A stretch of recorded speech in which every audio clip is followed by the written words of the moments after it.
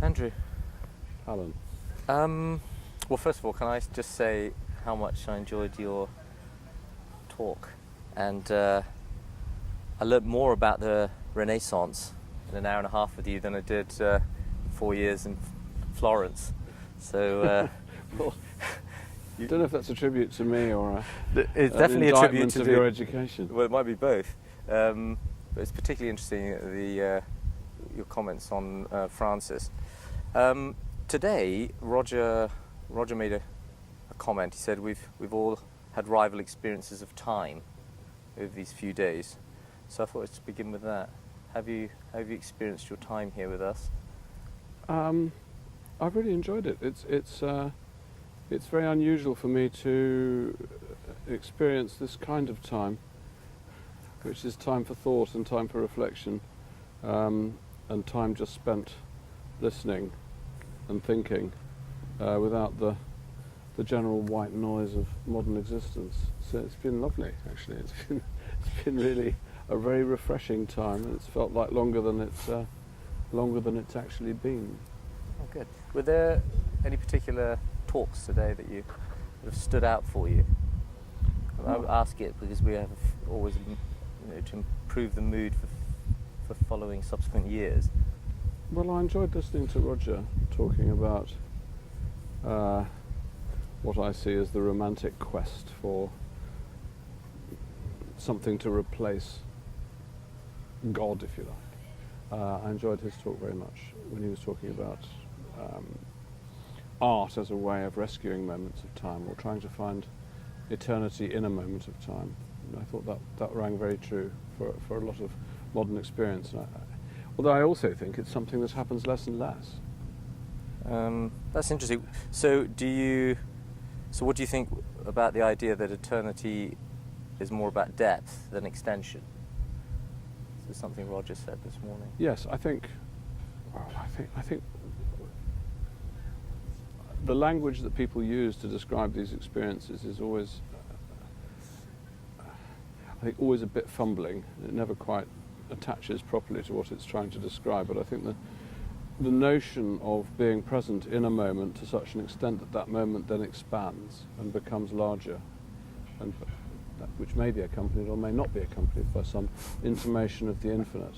But I think that what it left me thinking was that actually, in a very practical way, that's something that everyone can practice. Yeah. Just being in the moment, because we are so seldom nowadays in a moment.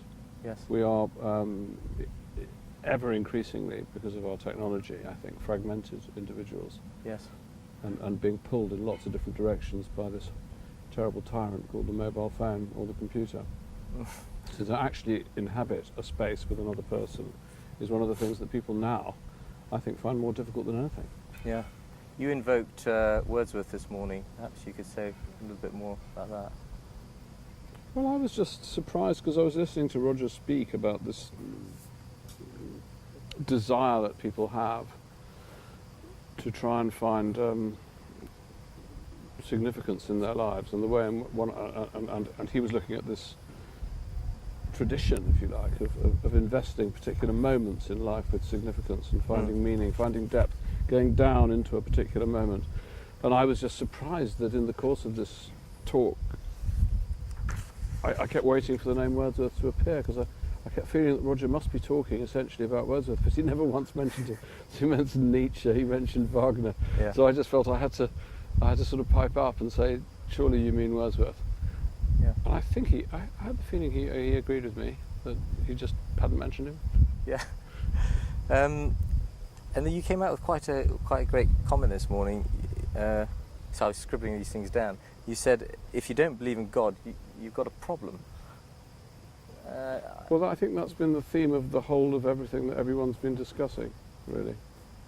And if you're discussing the ephemeral as opposed to the permanent, and you're talking about the desire for permanence, the desire for immortality as opposed to mortality, the desire for transcendence, it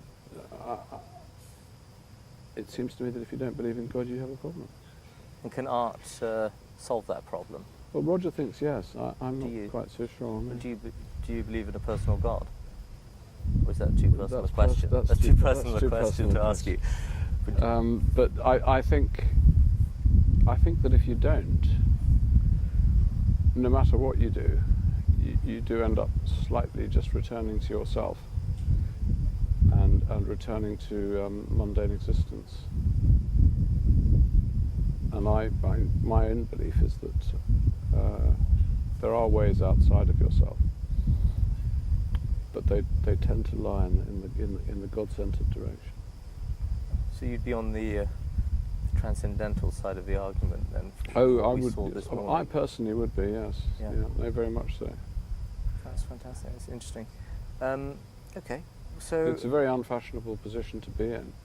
No, I'm well acquainted with unfashionable positions, being a painter in the age of digital technologies. Yeah, right. Yes. What about this Chini complex? You spoke a bit about the Palladian architecture.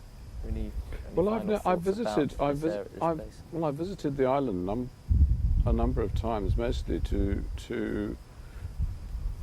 spend some time in the church, which has altarpieces by Tintoretto and Bassano, and is in itself a very beautiful example of Palladio's approach to architecture, but and also to look at the Doge's palace and to look at the Venetian mainland, because you get this wonderful transverse view from here to there.